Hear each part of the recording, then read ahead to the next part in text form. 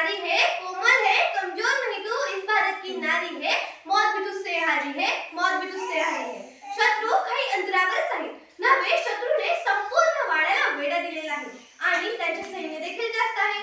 चहूबाजूने गोळ्यांचा धुमाकूळ माजला आहे, पण आता मागे हटणार नाही. शेवटची गोळी असेपर्यंत लढत राहू, असे अतुलनीय शौर्य दाखविणाऱ्या मराठवाडा स्वातंत्र्य संग्रामातील वीरांगना गोदरबाई टेके यांची कथा आज सादर करत आहे मी, शौर्या ब्रह्मनामदे, इयत्ता 7वीची विद्यार्थिनी. 15 ऑगस्ट 1947 साली ब्रिटिशांकडून भारताने स्वातंत्र्य मिळवले, पण स्वातंत्र्याचा लढा काही संपला नाही. त्याचं कारण होडा आणि घोडा या इंग्रजांच्या नीतीप्रमाणे त्यांनी आपल्या देशातील त्यांना विरोध न करणाऱ्या संस्थानिकांची संस्थानं इतकी वर्ष तशीच ठेवली होती. पण स्वातंत्र्य मिळाल्यानंतर सर्व विलीनीकरण करून ठेवावे. त्याशिवाय एक संघ देश कसा होईल? गृहमंत्री सरदार वल्लभभाई पटेल यांना करायचे होते. बरेच संस्थाने स्वतंत्र भारतात संस्थानाला मात्र त्यांचे स्वतंत्र राष्ट्र हवे होते. काही केल्या तो वल्लभभाईंना बंदिला. अशा संस्थांपैकी एक म्हणजे हैदराबाद निजाम संस्थान.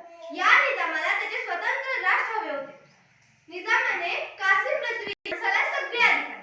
या रजवींनी एक संघटना तयार केली. त्या संघटनेचे सदस्याला रजाकार असं म्हणून ओळखतात. हे संस्थानातील हिंदुजांचे अतिशय त्रास देत. का? तर त्यांना स्वतंत्र भारतामध्ये सामील व्हायचे नव्हते. अशा लोकांवर अत्याचार करणे, त्यांची गौरव उद्ध्वस्त करणे, मुले स्त्रिया यांच्यावर अत्याचार करणे, दहशत पसरवणे, धर्मांतर करण्याला बळजबरी करणे, अशा अनेक प्रकारे त्यांनी अन्याय सुरू केले. जनता त्यांच्या त्रासाने गांजून गेली होती आणि अनेक अत्याचाराने त्रासलेली होती. एक प्रकारचे जुलमाचे काळे ढग चहूकडे पसरलेले होते. या अन्यायाचा, या अत्याचाराचा प्रतिकार कोण करणार? कोणी अन्यायाने पिकलेल्या रयतेचा वाली होणार? असा प्रश्न काळालाही पडला होता. अशातच एक उस्मानाबाद जिल्ह्यातील किसनराव टेके यांना रयतेवरील अत्याचार, जुलूम सहन होईनासे झाले. किसनराव तसे लढवय्या वृत्तीचे होते. किसनरावांची पत्नी गोदावरीबाई आणि मुलगा हे 3 माणसांचे कुटुंब उस्मानाबाद जिल्ह्यातील ईट गावी राहत असे. किसनराव रजाकारांच्या विरुद्ध, त्यांच्या अत्याचारांच्या विरुद्ध लढत होते. मुलगा सरहद्दीवरील कॅम्पमधून स्वातंत्र्यासाठी लढत होता. ती सरहद्दीवरील कॅम्पवरती वल्लभभाईंनी शेवटी पोलीस दिले. त्या पोलिसाला तो मुलगा होता. शत्रूला मारून मारावे हे त्या दोघांचे ब्रीद वाक्य होते. एकदा मात्र रजाकारांनी डाव साधला.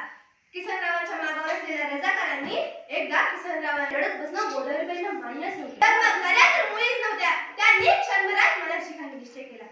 ज्या आधी किसनराव जागेच ठार झाले, त्याआधी वाडा उद्ध्वस्त करण्यासाठी रजाकार वाड्यावर चालून येणार अशी अटकल त्यांनी मनाशी बांधली आणि घराचे सर्व दरवाजे खिडक्या लावून घेतल्या. खुंटीवर अडकवलेली किसनरावांची रायफल घेऊन त्या स्वतःशी फुटफुटल्या. माझ्या पतीच्या मृत्यूचा मी बदला घेईन असे म्हणत एका खिडकीची दार उघडून त्यामागे उभे राहिल्या. त्यांची अटकल खरी ठरली. रजाकार किसनरावांच्या वाड्यावर चालून आले. रजाकारांनी वाड्याला वेढा दिला, पण वाड्याचे दरवाजे बंद होते, खिडक्या बंद होत्या. आता दरवाजा तोडून आत घुसण्यासाठी रजाकार थोडे पुढे सरसावले. इतक्यात एका खिडकीतून गोदावरीबाईंनी एंटरला धाडकन बारूद आला आणि काही काळाच्या आत एक रजाकार उडून खाली घुसला आणि संपला. वाड्यातून गोळी होईल अशी रजाकारांना कल्पनाच नव्हती. जणू काही एका वाहिनीने झडप घालून एखाद्या रजाकाराचा फडशा पाडला होता. रजाकारांमध्ये भयाची लाट पसरली.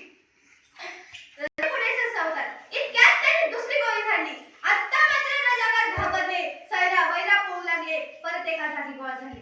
वाड्याजवळ जायची हिंमत कोणाचीच होत नव्हती. म्हणून त्यांनी वाडा पेटवून द्यायचं ठरवलं. केवढे शौर्य! रजाकारांनी दुरून जागेची गोळी फेकून वाड्याला आग लावली. वाडा सगळ्या बाजूंनी पेटला गेला. गोदावरीबाई वाड्यात फोडल्या गेल्या. तरीही वाड्यातून गोळ्या सटासट सुटत होत्या. एकही रजाकार